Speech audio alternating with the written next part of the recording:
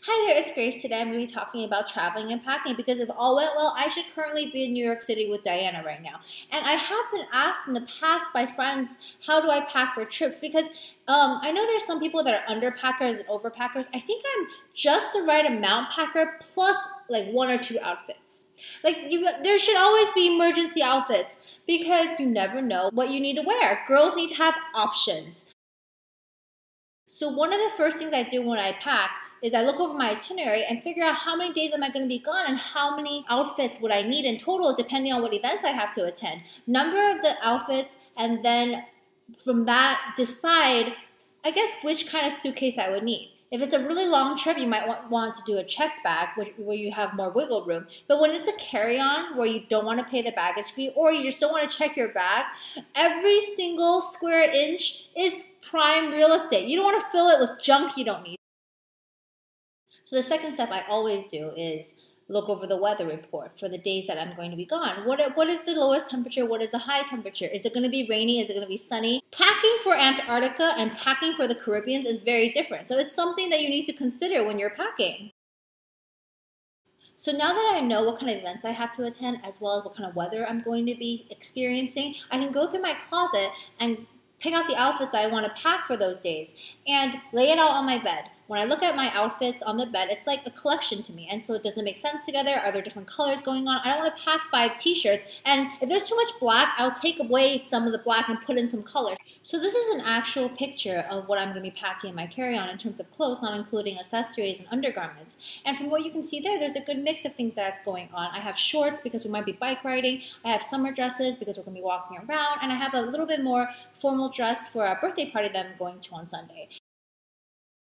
So now that I know what kind of outfits I'll be packing for this trip, I can move on to accessories as well as undergarments and more importantly, my beauty products. I can't leave home without that. So everything comes in travel size now. So that's useful because you can't bring large bottles of liquid anymore.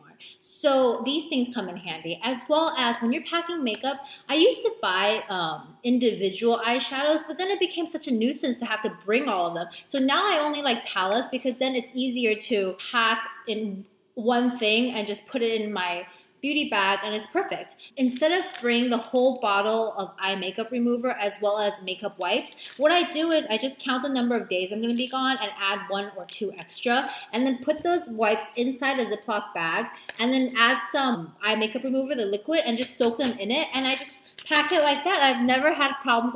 This doesn't count as a liquid and I could just bring this and use it every single day that I'm gone on my trip. So hopefully you enjoyed seeing how I normally pack for trips, and leave a comment below if you're more like me or if you're more like my sister who's a last minute packer. So before we sign off, I'm going to give some quick travel tips that have helped me in the past and hopefully they help you. If you pee a lot like me, take an aisle seat. You don't want to be that person that bothers your seatmates every 30 minutes to go to the bathroom. Wear layers when you're going into the airport. The AC is always super cold. If your seatmate is super annoying, bring some sunglasses, put them on, and pretend you're sleeping.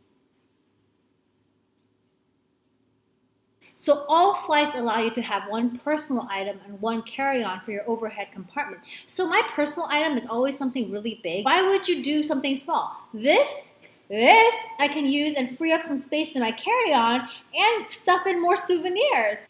Pack your own headphones.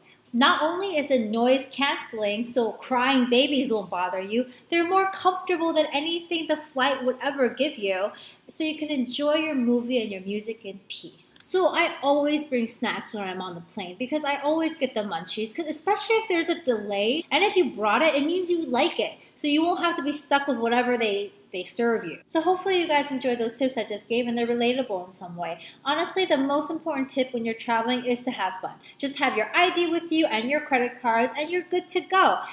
Next week, I should be back in Tampa and we're going to be having a bunch of joint vlogs together, so that's something we can look forward to. So until next time.